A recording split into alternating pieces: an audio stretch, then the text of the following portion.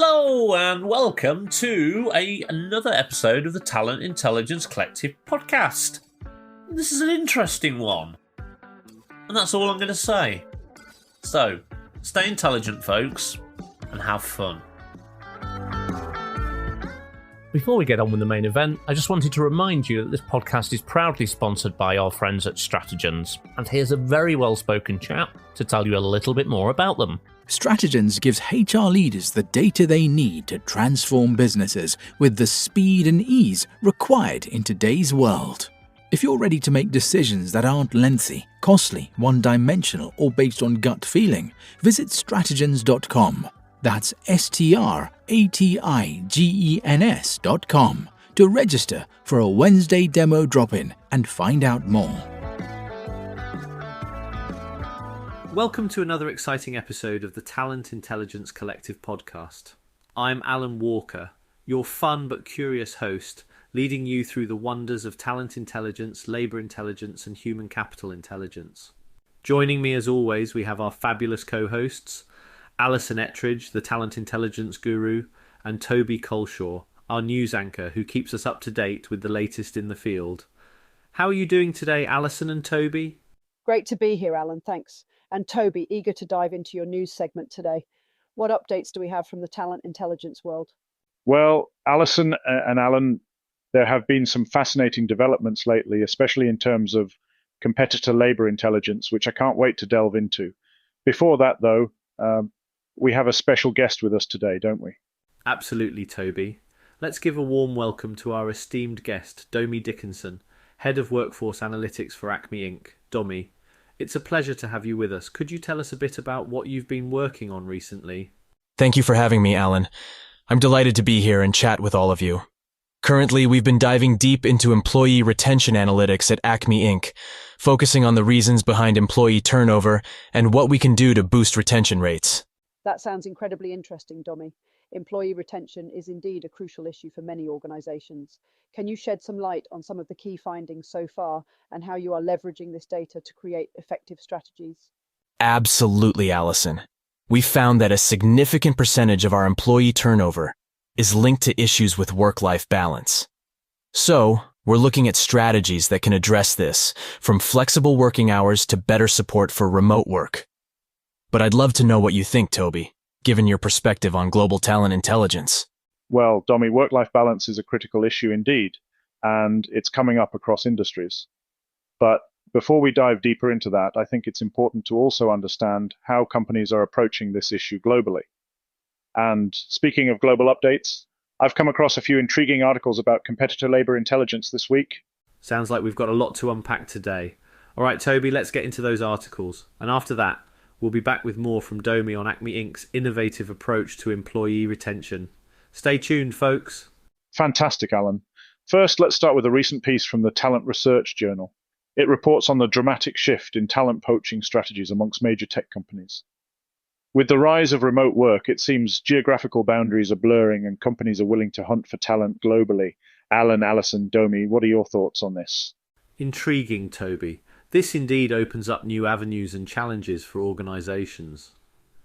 Domi, considering your experience in workforce analytics, how is Acme Inc. tackling this new dynamic? That's a brilliant question, Alan. Acme Inc. is indeed looking at this issue. We're exploring ways to broaden our talent pool and adapting our strategies to attract talent from beyond our traditional geographies. That's so relevant, Domi. This new dimension of labour mobility could definitely shake up the talent market, especially in the tech sector. Toby, are there any other related trends emerging in the industry?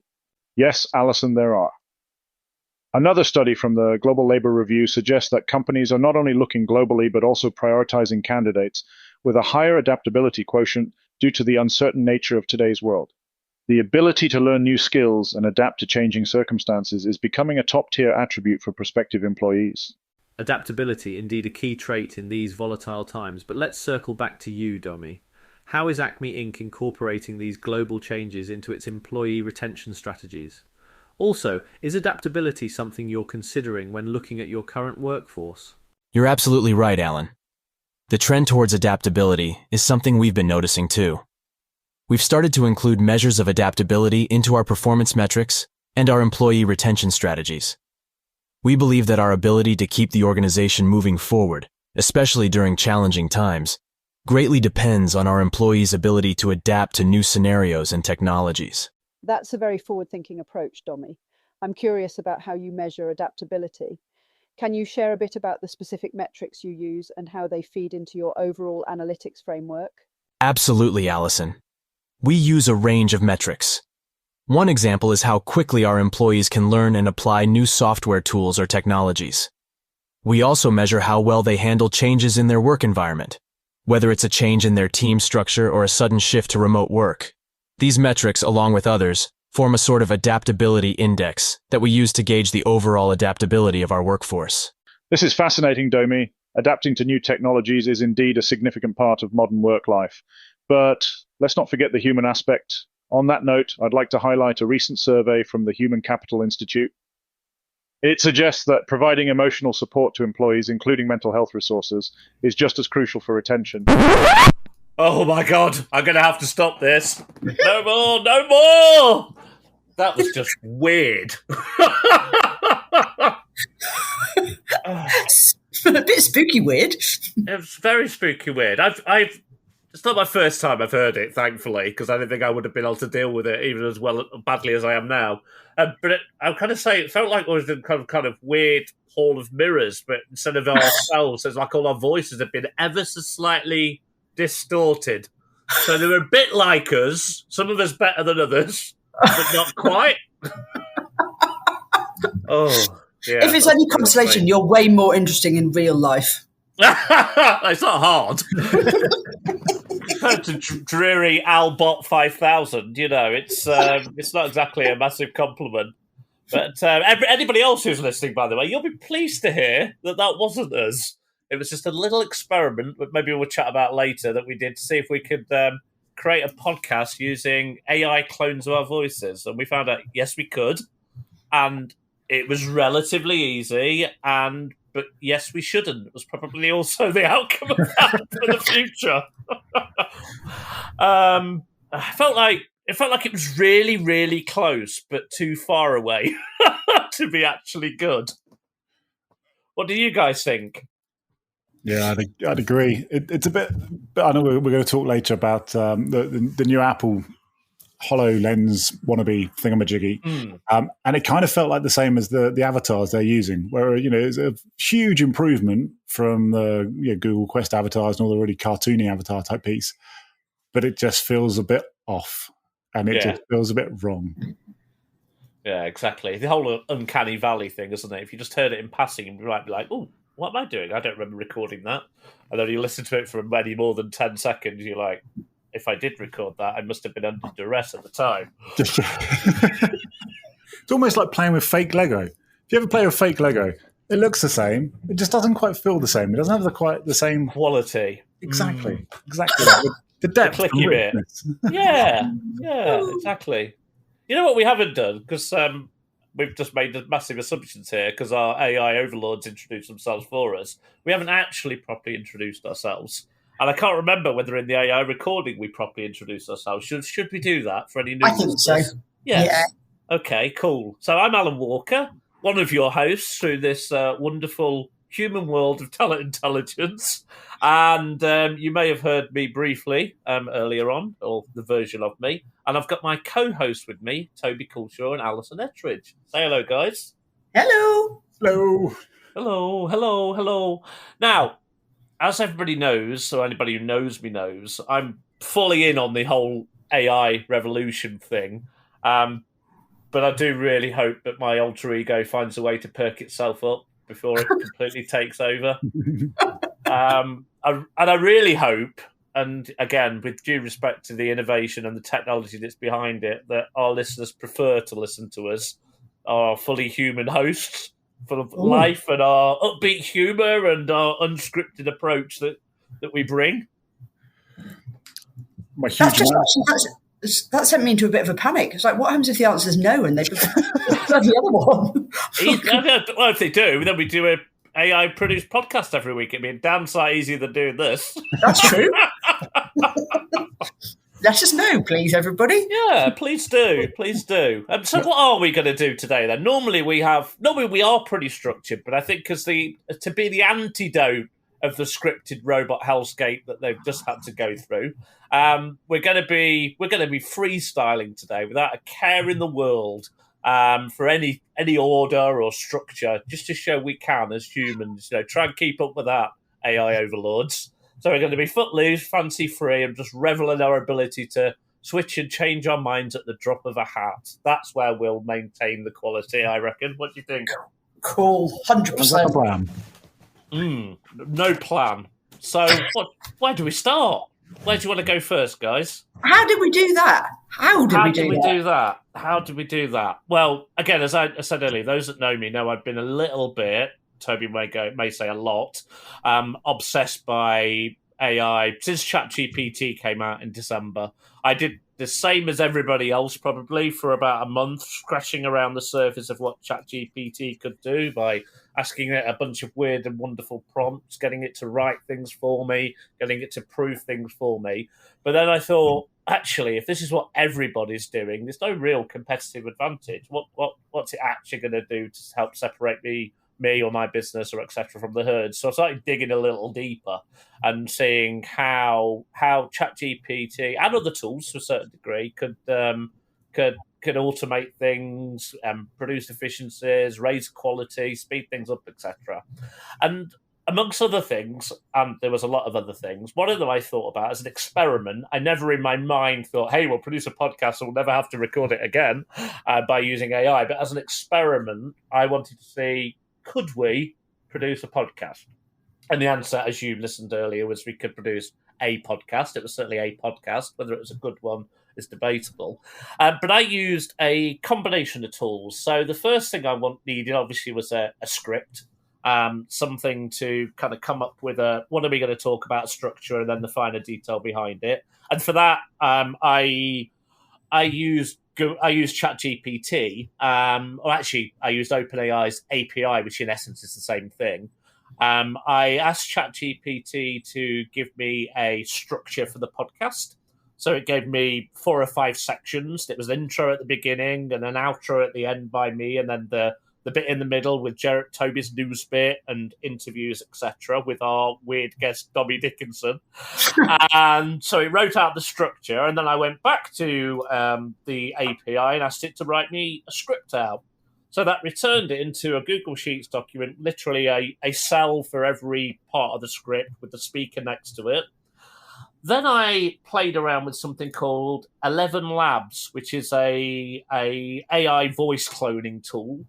That, again, like ChatGPT, you can go in and just copy and paste text in and tell it to give you that text back and in a variety of kind of stock voices that they've recorded. But it also lets you create your own or clone your own voices. So to do that, for Toby and Alison, I took 5-minute random samples from previous podcasts and uploaded them into the tool. For myself, I did actually record a kind of 5-minute monologue just to see if it was any different from using the previous podcast audio, and it wasn't. Uploaded all of those. It does the cloning piece in seconds, like a 20-second piece of processing behind the scenes it does, and then it's ready for you to test the voice out. But then when you actually use the voices, you get to play with a couple of variables that 11 Labs called. One's called stability, and the higher the stability, the more expressive it will be. But you can have weird things coming through in the sound, apparently. And another one is called clarity. So they're just 2 sliders in essence, and there's no exact science to it. For each of us, I used different scales, and I moved them up and down. And I kind of got to the point where I thought you sounded right. And then I went back to the Google Sheets document, used ChatGPT to write me a really nice AI call. An API call that then sent the text from from the Google Sheets document to 11 Labs, and then 11 Labs sent me back an audio file.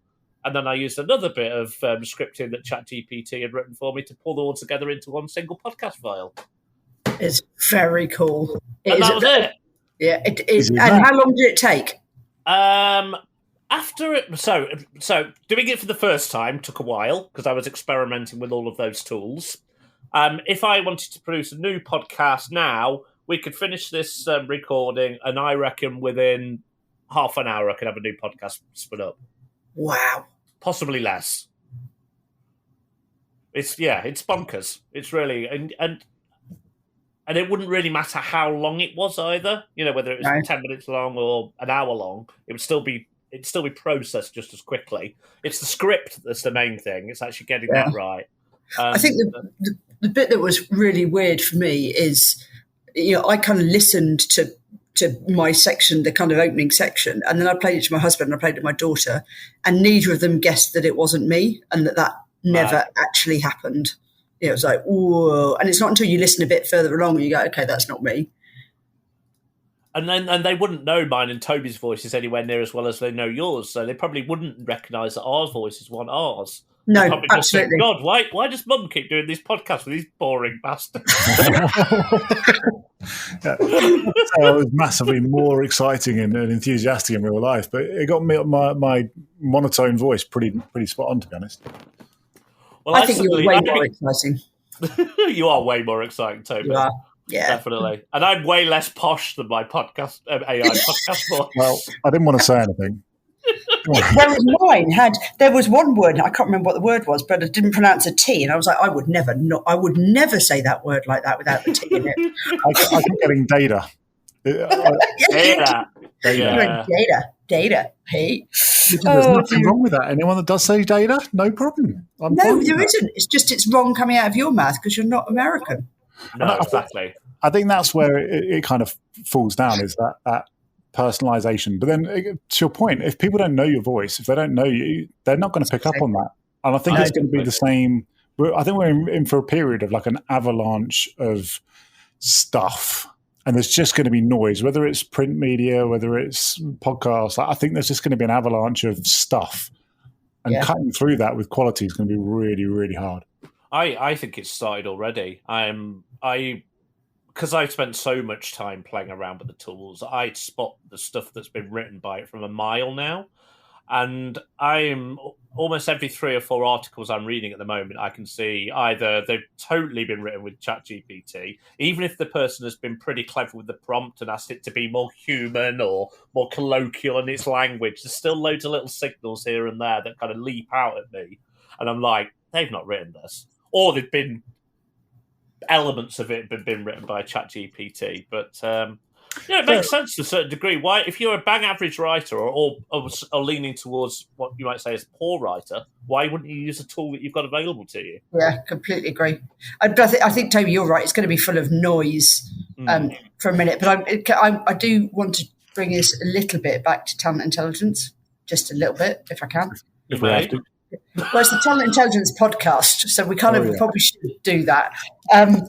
So the bit that for me was the bit that really made me giggle was right at the beginning when Alan didn't say, but Alan did say, we're all about talent intelligence, talent research, talent analytics, labour intelligence, human capital intelligence, and competitor labour intelligence. I was like, bloody hell, we are all about a lot of stuff. But actually, it just goes to show how confused our space is in the external market. If that's kind of, you put in the terms talent intelligence and that's all the stuff that it brings back, it isn't a wonder that people go, what the bloody hell is talent intelligence? Exactly, and that was the script that ChatGPT wrote. All I said to it was, we're doing a podcast called the Talent Intelligence Collective Podcast. Didn't give it any more than that, and that wrote that intro like that with all of those bits about research, analytics, labour intelligence, human capital intelligence, etc. Because it probably confused itself.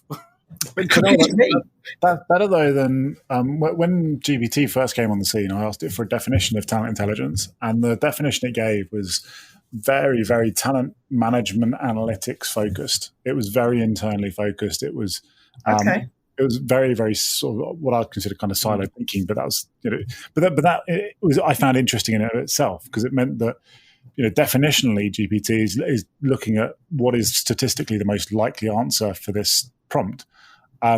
So statistically, that at the time was the most likely answer.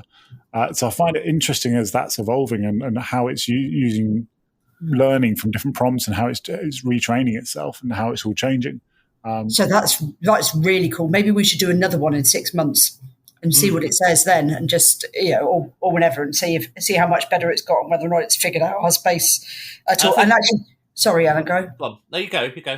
Well, I was just going to say the other thing we should point out, because it took me, and this is going to sound really stupid, but it took me a while to go, but there isn't someone Toby Dickens called Acme, and I definitely didn't interview them, and oh my God, why would they say that? And then the point at which I 100% knew it wasn't right was it talked about, Toby, you said something about what you do at Amazon, and I was like, well, you never say what you do at Amazon. So so we should say, for the point of the recording, that is definitely made up. And that wasn't Toby talking about it.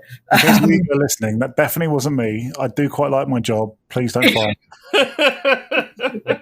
But it just, if I put my mummy head on, that's how scary this stuff is, right? That conversation actually never happened, and those people don't actually exist. So it's just really interesting, I think. Oh, it's quite scary, isn't it? If you imagine what somebody could do with, I didn't labour over playing around with those variables that I talked about. I didn't labour over trying to give the 11 Labs tool 20, 30 minutes worth of voice. I was like, let's just get something in there and see what it produces. But it's quite scary to imagine if somebody was really, really messing around with it and trying to be much more precise, putting snippets of kind of script in so it was more varied, etc., and probably sounded more natural. And changed around those sliders more often to give it a bit more human-like thing. You could quite easily replicate a conversation between the three of us, couldn't you? Easily. And then when I think about that, you also did those playing around with LinkedIn photos and the visuals that you did. If you're going to do this, just as a kind of note to self, Alan, I'd like to sound more entertaining, more interesting. And if you're going to include visuals, I'd like to be 10 years younger and 2 stone lighter. Please, that would just be just arrange that. I'd like to have the right weight for my height. I'm quite happy with my height. I'm just over 6 foot. I'm comfortable with that. That's fine. But I'd like the weight to match it. There needs to be a BMI index on AI. Exactly. Anyway, I did like my outfit though on that picture. Pajamas by a ship. Excellent. Yeah, absolutely. But it's bonkers what you can do. Me and Toby were looking at something last week around kind of content curation. And Toby had been working on producing something. He was like, I'm getting frustrated with this. You have a go, Alan. And he does it on purpose because he knows if he sets me a challenge, I cannot walk If anyone away else from needs it. something fixed, just drop Alan a text. I'm playing around with this. You don't need to look at it. Just, I just thought you'd find it interesting. And he'll waste away his entire Friday afternoon trying to fix it for you. I did, and it's got even better. So it started out as being asked to, can you pull all of the articles from these feeds online? So things like the Josh Bersin's feed, the HR Tech News, whatever it might be, The Economist, etc. And I got to that point, and I was like, I'm quite proud of myself that I did that because 3 months ago, I hadn't written a line of code for 25 years. And suddenly I'm writing code using ChatGPT. And I'm learning how to write code at the same time. But I never want to necessarily be a developer, but I can do some of the stuff that I would normally have to go to a developer for. So that was quite cool. But then I was like, I can't stop now. I've got the itch. So I went further, and now ChatGPT is not only are we using some script that ChatGPT wrote to pull all of those articles, ChatGPT is now assessing those articles and saying whether they're going to be relevant to my audience for the newsletter. And then it's now writing summaries for each of those articles, the ones that we decide are relevant, that can go in the newsletter. Now, that's a massive time saver. And what it's writing is, I'd say, as good as, if not possibly better than we were doing before.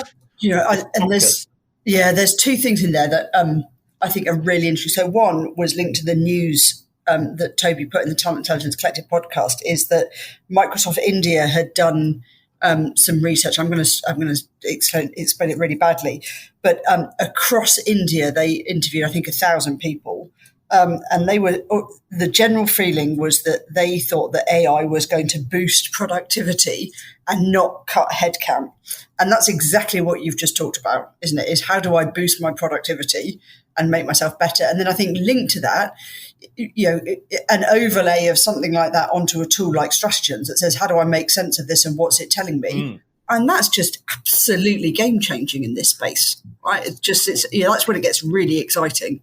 I think it is. I think it's also that juxtaposition where if you ask an individual, how are you going to use this? Is it going to replace your job, et cetera, et cetera? Pretty much people are going to be saying, no, I don't think that it's going to replace my job. I think I offer more value than this is going to be able to give. But it can augment my job and it can make me better at it. And whether it's creating newsletters, whether it's crafting comms, whatever it may be. I think the bit that's terrifying is the people that making the decisions at the top, if they're thinking short-sighted, won't be seeing that. And we saw that with one of the news bits was around layoffs, and there was 4,000 layoffs. Let me just get the number to make sure. Yeah, it was 4,000 layoffs in the US, which is about 5% of all the layoffs that were tracked during the May period. It was the Challenger report that came out. So 5% of all layoffs. The reason being was given as artificial intelligence. They had lots of other reasons they could give: market economic conditions, cost cuttings, closures, restructuring. So, there are lots of get-out clauses essentially for companies to say what the rationale for the headcount cuts were going to be. But AI was down as 5%. And I think that's the bit that's scary for me is if you're a vendor and you're going to, the CFO and saying, well, actually, we can do, maybe not 100% of this person's job, but we might be able to do 50, 60% of it, but it's going to cost you 5% of their salary. It's pretty compelling. And I think that's the bit where we're going to probably see a big hit and then a push back when like a rebound effect. I think people are going to make some short-term decisions because of the economic uncertainty, make some cuts, try and automate. And I think that's the other bit I want to highlighting around all of this stuff. I think a huge number of the use cases we're seeing internally at the moment are nothing to do really with the power of large language models and generative AI. It's really just robotic process automation. It's RPA stuff we've been able to do for years and years and years. But this just makes it much more approachable, and the barrier to entry is much lower in my mind. Yeah, completely agree. Exactly. Yeah, exactly. And for all the executives who are getting excited about cost cutting and the kind of management level corporate folk and business owners like you and I, Alison, are getting excited about us suddenly being able to up the quality of our work and be more efficient, more productive, etc. There's also a ton of people where in the past we might have passed that work on to them to do instead. Yes. And now we're saying, well, actually, some of the efficiency is not just the fact I can do it quicker, but I don't have to have a conversation with somebody else about it and explain it to them. And then the back and forth that comes off the back of it, et cetera, et cetera, et cetera. I've kind of cut out that. So there are people who will be impacted, without a doubt. Some people will be massively impacted. I spend more time now in groups of online, like Facebook and Reddit, et cetera, of developers than I do TA and HR folk, because I think that's where I do more learning at the moment. And they're terrified about what, and they know the technology better than any HR folk person or TI person or TA person does. They're terrified that it's going to take a chunk of their work away and therefore a chunk of their jobs. Because if you strip out 40% of 100 people's jobs, then that's 40% headcount you need less, isn't it, in theory? But is that because they think it's...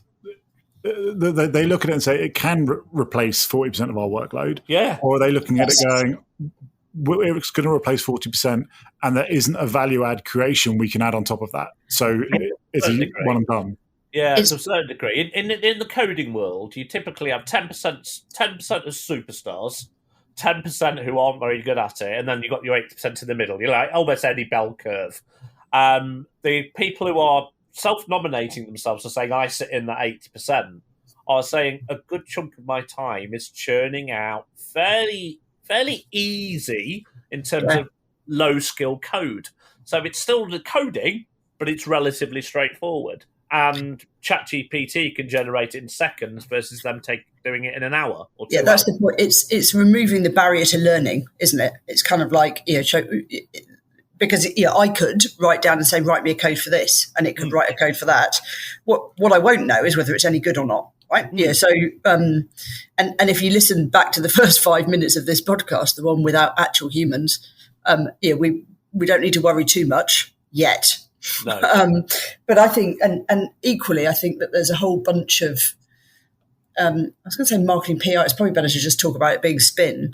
Yeah, if you're going to lay off a bunch of employees right now, actually to lay them off against macroeconomic factors or lay them off against AI, it makes you sound substantially different if you're laying them off against AI. Absolutely. So I think we've just got to read between the lines a little bit and go, how much of this is companies just saying, well, yeah, this is me being forward thinking and digital, and not actually going, well, this is a good excuse. And it's really interesting. I read, I can't remember the company now, and because I get bored of these kind of articles quite a lot. It was something to do with investment, but I decided to read it from start to an end. And there was the analyst view at the end of it. And the main article was around the CEO announcing how they're embedding AI in all of their processes and operational stuff and efficiency and all that kind of thing that were coming from it as part of their kind of quarterly announcement. And the analyst was just ripped into them saying, you're just paying lip service to it. This is bullshit to a certain degree. You are saying what you think we want to hear. Yes. But if we look at 12 months ago, when you were asked similar questions about AI, you poo-pooed it and said it was a load of nonsense and it was never going to make any difference in your industry. I was like, they're just protecting their jobs to a certain degree, aren't they? The CEOs or whoever's kind of beholden to the shareholders is saying, oh, yeah, we're doing this stuff. Look at me, I'm anti-innovative. And none of us know. Yeah, and none of us know, do we, what it could be. I can see massive power. We use a whole load of machine learning and big data, right, in order to get to the answers that we need to do. I can see massive power in being able to provide a level of insight from that data through the use of tech. Right, that's just massively important. But kind of beyond that, none of us really know. It's just like, where is it really going to go? I don't think any of us know the answer to that yet. No, for me, it's almost like I was talking to somebody about this at the CIPD event this week, which was very fun to go to. But what we're talking about was, I think it's almost like the beginning of the internet. And when you had the beginning of the internet, people kind of speculated how far it's going to go, and it was going to be a really niche thing, or wasn't, or whatever. But no one really knew what it could create, and the new ecosystems it would create, the new opportunities it would create. And I think we're kind of similar with this, where we're in a kind of really exciting hype phase at the moment, where people are trying to build all these different toolings. And Alan, to your point earlier, right, when you were putting the GAI pod together, you've got 1 trillion different tools and toys you've got to play with and tie all this stuff together to make any kind of sense of anything usable. And I think we're in that phase where it's just really scrappy and messy, and there's lots of excitement. But undoubtedly, we're going to have a period of consolidation, and then a period of like sustained investment and growth, etc. And I think that's where it gets really exciting. But trying to predict out what that could mean and how that could impact is I think, nearly impossible. And I think the interesting overlay from a TI stance is the countries that are generally going to invest into this stuff more are probably the countries that are also facing fairly substantial demographic cliffs. Yes. It does that even out. We've been speaking for years about the demographic cliffs, and we're going to have to move location strategy to try and address that, because we can't have as many knowledge workers, et cetera, et cetera. Well, if those barriers to entry on knowledge work is coming down, like maybe that's the solution we've been looking for. Yeah. Yes, completely. Very cool. Very cool. Very cool.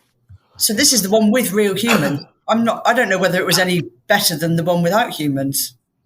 I thought it was a damn sight better. Certainly more entertaining. It was probably less controlled. Maybe that actually is that's the insight right there. It's just, this was a whole conversation where you actually listen to people and then answer the questions that they say, rather than predict what they're going to say and then write an answer for it. There you go. That's my wisdom.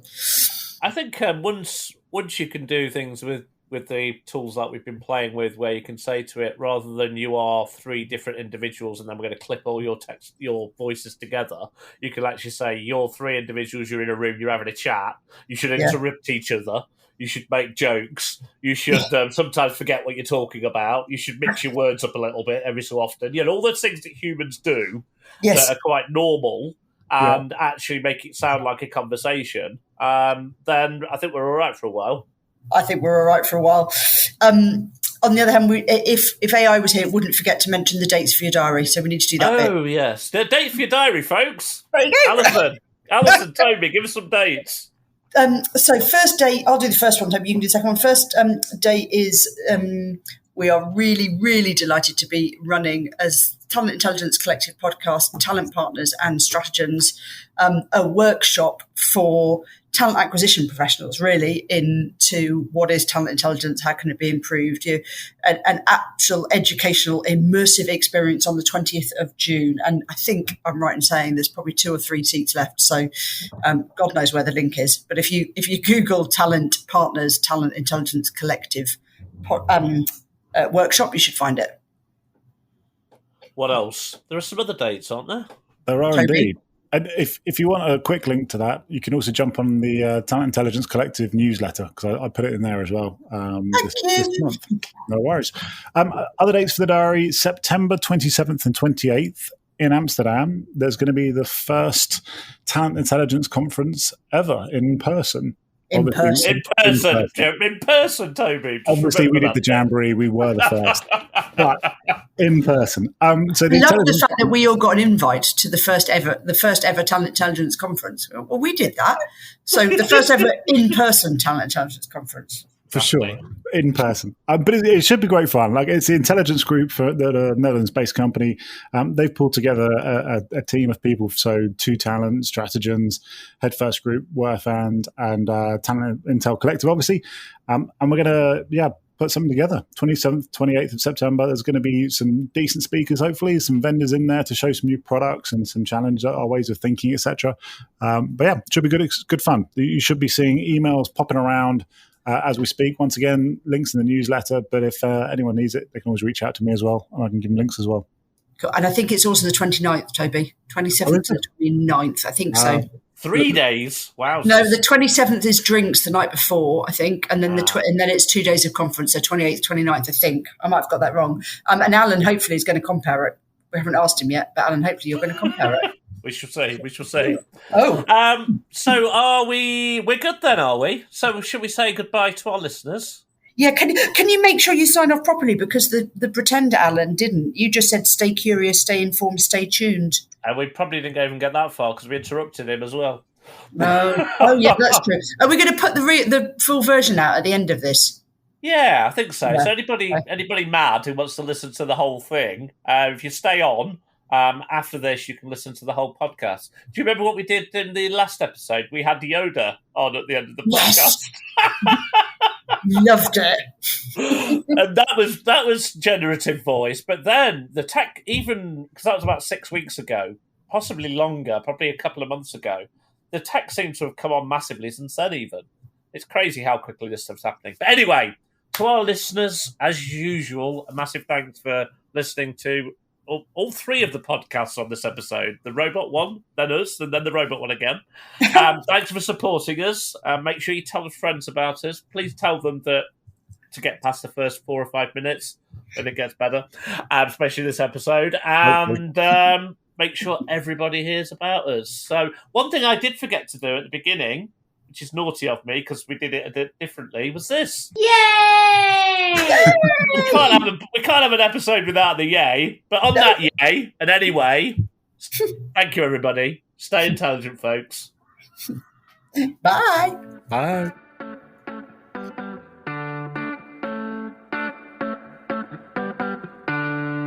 Thanks for listening. Before you go, I wanted for the last time to remind you about our generous sponsor, Stratagens.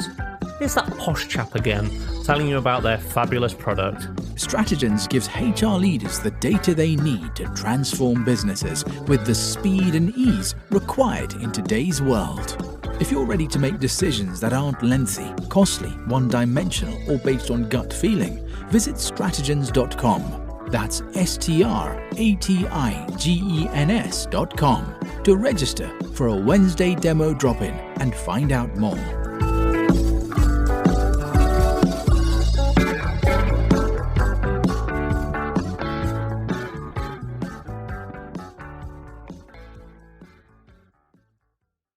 Welcome to another exciting episode of the Talent Intelligence Collective podcast. I'm Alan Walker, your fun but curious host, leading you through the wonders of talent intelligence, labour intelligence, and human capital intelligence. Joining me as always, we have our fabulous co-hosts, Alison Ettridge, the talent intelligence guru, and Toby Colshaw, our news anchor who keeps us up to date with the latest in the field. How are you doing today, Alison and Toby? Great to be here, Alan, thanks. And Toby, eager to dive into your news segment today. What updates do we have from the talent intelligence world? Well, Alison and Alan, there have been some fascinating developments lately, especially in terms of competitor labor intelligence, which I can't wait to delve into. Before that, though, we have a special guest with us today, don't we? Absolutely, Toby. Let's give a warm welcome to our esteemed guest, Domi Dickinson, Head of Workforce Analytics for Acme Inc. Domi, it's a pleasure to have you with us. Could you tell us a bit about what you've been working on recently? Thank you for having me, Alan. I'm delighted to be here and chat with all of you. Currently, we've been diving deep into employee retention analytics at Acme Inc., focusing on the reasons behind employee turnover and what we can do to boost retention rates. That sounds incredibly interesting, Domi. Employee retention is indeed a crucial issue for many organizations. Can you shed some light on some of the key findings so far and how you are leveraging this data to create effective strategies? Absolutely, Alison. We found that a significant percentage of our employee turnover is linked to issues with work-life balance. So, we're looking at strategies that can address this, from flexible working hours to better support for remote work. But I'd love to know what you think, Toby, given your perspective on global talent intelligence. Well, Domi, work-life balance is a critical issue indeed, and it's coming up across industries. But before we dive deeper into that, I think it's important to also understand how companies are approaching this issue globally. And speaking of global updates, I've come across a few intriguing articles about competitor labor intelligence this week. Sounds like we've got a lot to unpack today. All right, Toby, let's get into those articles. And after that, we'll be back with more from Domi on Acme Inc.'s innovative approach to employee retention.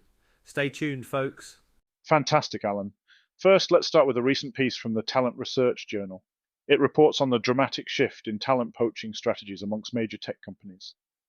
With the rise of remote work, it seems geographical boundaries are blurring and companies are willing to hunt for talent globally. Alan, Alison, Domi, what are your thoughts on this? Intriguing, Toby. This indeed opens up new avenues and challenges for organisations. Domi, considering your experience in workforce analytics, how is Acme Inc. tackling this new dynamic? That's a brilliant question, Alan. Acme Inc. is indeed looking at this issue. We're exploring ways to broaden our talent pool and adapting our strategies to attract talent from beyond our traditional geographies.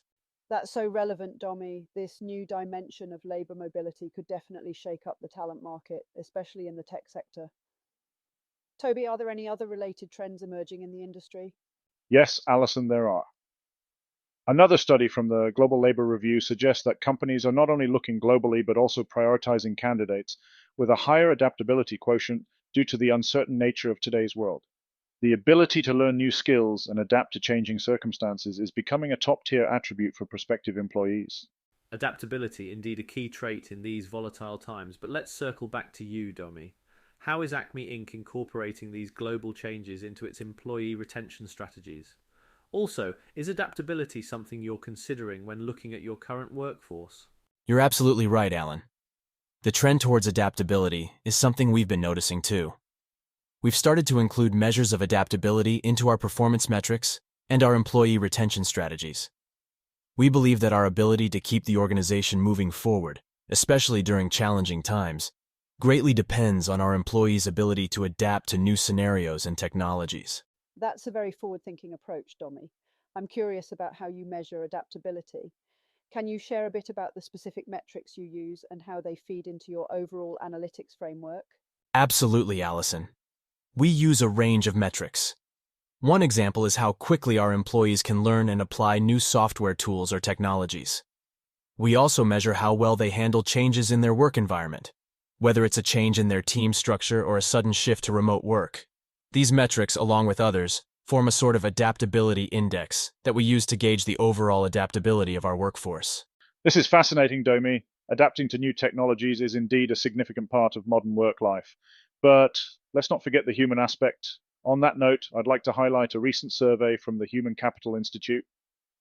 It suggests that providing emotional support to employees, including mental health resources, is just as crucial for retention.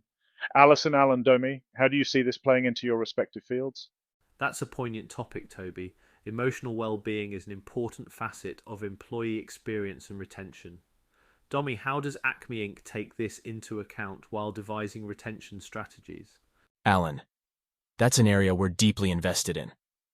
At Acme, we've launched several initiatives aimed at supporting our employees' emotional well-being. From providing access to mental health resources to fostering a supportive and inclusive work culture, we believe that taking care of our employees' mental health is crucial in retaining them. You've touched on an important aspect, Domi. Promoting a positive work culture and providing emotional support does make a huge difference. As we've discussed, employee retention is not just about offering competitive salaries or benefits, but also about creating a supportive environment. This takes us back to the question of work-life balance that we were discussing earlier. Indeed, Alison. It's clear that the strategies for talent retention are multifaceted and require attention to several different areas. But as we consider all of this, I think it's time for us to hear more about how Domi and her team at Acme are innovating in this space. Certainly, Alan. One of the strategies we've recently been working on at Acome Inc. involves using our analytics to predict and prevent burnout. We are developing an early warning system of sorts that uses a variety of factors like working hours, project loads, and more subjective measures, such as sentiment analysis from employee communications. That's quite pioneering, Domi. Using analytics in this way to address burnout before it happens could make a tremendous difference. How does the sentiment analysis work in this context? Well, Alison, we're in the early stages of implementing this, but the idea is to use natural language processing to assess employee communications for signs of stress or fatigue. Of course, we're very careful about maintaining privacy and ensuring our employees that this isn't about monitoring individual conversations, but rather about identifying overarching trends and issues. That's a fantastic initiative, Domi. It's a solid example of how technology and talent intelligence can work hand in hand to create more humane workplaces. Now, this ties in neatly with an article I came across in the Labor Intelligence Review discussing the emergence of predictive analytics in HR. Alan, Alison, what are your thoughts? I think this is a fascinating evolution in the HR landscape. Predictive analytics could indeed be a game changer, not just for employee retention, but also for talent acquisition and development. Domi, given your experience in workforce analytics, can you share any insights about how predictive analytics is being used in Acme Inc.? Absolutely, Alan. Besides our burnout prevention initiative, we're also exploring how predictive analytics can help us forecast talent gaps. By identifying the skills we'll need in the future and comparing those with our current workforce capabilities, we can better prepare for upskilling and reskilling needs. Domi, that's quite insightful. Talent gaps can be a significant hurdle for any organization, and having a predictive model to counter that could be invaluable. Now, I'd like to learn more about how you foresee these trends impacting the broader talent intelligence field. Well, Alison, in my opinion, analytics is becoming more integral to talent intelligence with each passing day. I believe that more companies will start leveraging predictive analytics for strategic talent management. This will involve not just looking at internal data, but also external labor market information to gain a holistic view. Great point, Domi. The convergence of internal and external data is indeed where the future of talent intelligence lies. Speaking of which, there's a trend in global labor intelligence where organizations are leveraging geospatial data to gain insights into talent pools across various geographies. Alan, Alison, how do you see this impacting the HR tech space? Toby, that's an interesting trend. It highlights how HR tech is continually evolving to provide more nuanced and powerful insights. Domi, with Acme Inc.'s intent to attract talent from beyond your traditional geographies, is geospatial data something you're considering? Yes, Alan. In fact, we're actively exploring how we can use geospatial data to support our talent acquisition strategy. It's a rich source of information that can give us insights into where potential talent may be located, the competitiveness of different labor markets, and the cost of living variations that can impact our compensation packages. Domi, the way you're leveraging geospatial data sounds incredibly valuable. Given the increasing global mobility of talent, these insights could indeed be a game changer. Do you see any challenges or limitations to using this type of data? Certainly, Alison. One of the challenges is ensuring the accuracy and relevance of the data. Also, as we deal with different regions, there can be legal and privacy concerns. We need to be mindful of these as we navigate this space. I agree, Domi. While using geospatial data can provide rich insights, it comes with its own set of challenges. But as we continue to evolve in the HR tech space, I believe we will find ways to overcome these. Now, I want to shift our conversation to a news piece I read recently about the use of AI in HR, particularly in talent acquisition. Alan, Allison, what are your thoughts on this? AI is indeed becoming a key part of HR tech, Toby. From streamlining the recruitment process to predicting employee performance, it's making a significant impact. Domi, in your role at Acme Inc., how are you leveraging AI and how do you see its role in the future of talent intelligence? At Acme, we're using AI to enhance our recruitment process. We're currently developing an AI tool that can analyze job descriptions and candidate profiles to find the best match. As for the future, I believe AI will play an even larger role, especially in predictive analytics and personalized learning and development. Innovative, Domi. AI can indeed be a powerful tool in the talent intelligence toolbox. I'm particularly interested in its potential for personalized learning and development. How do you envision this working at ICOM Inc.? We're still in the early stages, Allison, but the idea is to use AI to analyze an employee's skill set, their career aspirations, and the future needs of the company. With this information, we can tailor a learning and development program that's unique to each employee. We believe this approach will not only aid retention, but also prepare our workforce for the future. That's a fascinating approach, Domi. It ties in with an article I read recently about personalized learning experiences being a key driver for employee engagement and retention. Now, in the context of global talent intelligence, I'd like to bring up another interesting trend. Companies are beginning to leverage social listening tools to gain insights into employee sentiment and labor market trends. Alan, Allison, how do you perceive this? Toby, this ties in perfectly with what Domi was just discussing about using sentiment analysis to prevent burnout. It's another example of how technology is enabling us to take a more proactive approach to HR. Domi, is social listening something you're considering at Acme? Yes, Alan, it is. Social listening can provide valuable insights into how our employees feel about the company, which is critical for employee engagement and retention. We're also considering using it to monitor labor market trends, which can help inform our talent acquisition strategies. That's very insightful, Domi. Using social listening as part of talent intelligence strategy could indeed provide an edge. Now, as we delve into these innovative HR tech trends, I'm curious about how they align with Acme's overall business strategy. Great question, Allison. Everything we do in HR tech and talent intelligence at Acme is aligned with our overall business strategy. For instance, our burnout prevention initiative I mentioned earlier not only improves employee well-being, but also enhances productivity, which ties into our business goal of increasing operational efficiency. I couldn't agree more, Domi. Talent intelligence initiatives that are closely aligned with the business strategy can indeed drive better outcomes. Speaking of alignment, there's a growing trend of integrating talent intelligence with strategic workforce planning. Alan, Allison, what are your perspectives on this? Toby, that's a significant trend. I think it's crucial for talent intelligence to inform strategic workforce planning. It helps organizations anticipate and respond to future talent needs. Domi, how is Acme integrating these two aspects?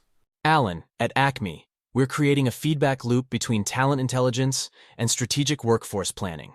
The insights we gather from our talent intelligence initiatives inform our workforce plans, and in turn, our workforce planning feeds into our talent intelligence strategy. It's a continuous, dynamic process. That's quite a holistic approach, Domi. It's intriguing to see how talent intelligence can contribute to creating a more agile and responsive organization. Now, in the spirit of agility, I'd like to delve into how Acme is adopting agile methodologies in your HR and talent management processes. We're still in the early stages, Allison, but we're definitely moving towards a more agile approach. We're working on breaking down silos within our HR and talent management teams to foster cross-functional collaboration. We're also working towards more frequent, iterative performance reviews instead of annual ones. That's indeed a promising shift, Domi. It resonates with a piece I read recently on how agile methodologies are transforming HR.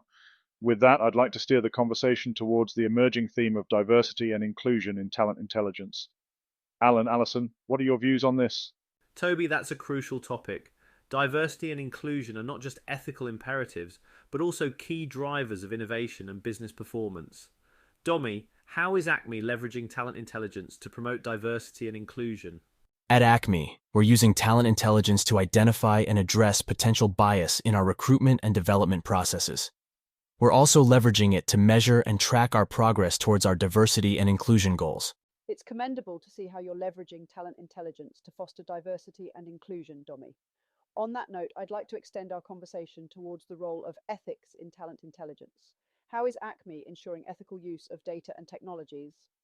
Ensuring ethical use of data and technology is a priority for us, Allison. We've established robust data governance policies, and we're transparent with our employees about how and why their data is being used. We also ensure that our AI and analytics tools are designed and used in a way that respects privacy and prevents bias. Ethics in talent intelligence is indeed a critical aspect, Domi. Your approach seems quite balanced and thoughtful. Now, before we wrap up, I'd like to bring one last topic to the table: the future of talent intelligence. Alison, where do you see this field headed? Toby, the future of talent intelligence, in my opinion, lies in the convergence of various data sources, internal, external, qualitative, quantitative, to gain a more holistic view of talent.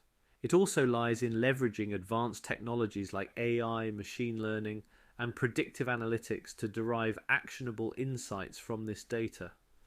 Domi, what's your vision for the future of talent intelligence? I see talent intelligence becoming more strategic, predictive, and personalized. It will play a key role in shaping organizational strategy, predicting talent needs, and providing personalized experiences to employees. It will also become more integral to decision-making across all levels of the organization. It's exciting to envision such a future, Domi. Talent intelligence indeed has the potential to transform organizations in myriad ways. Thank you for sharing your insights and experiences with us. Absolutely, it's been a pleasure having you on the show, Domi. Your perspectives on talent intelligence have been enlightening. Thank you, Toby and Alison, for facilitating this engaging conversation. And to our listeners, thank you for tuning in to the Talent Intelligence Collective podcast. Until next time, keep exploring the fascinating world of talent.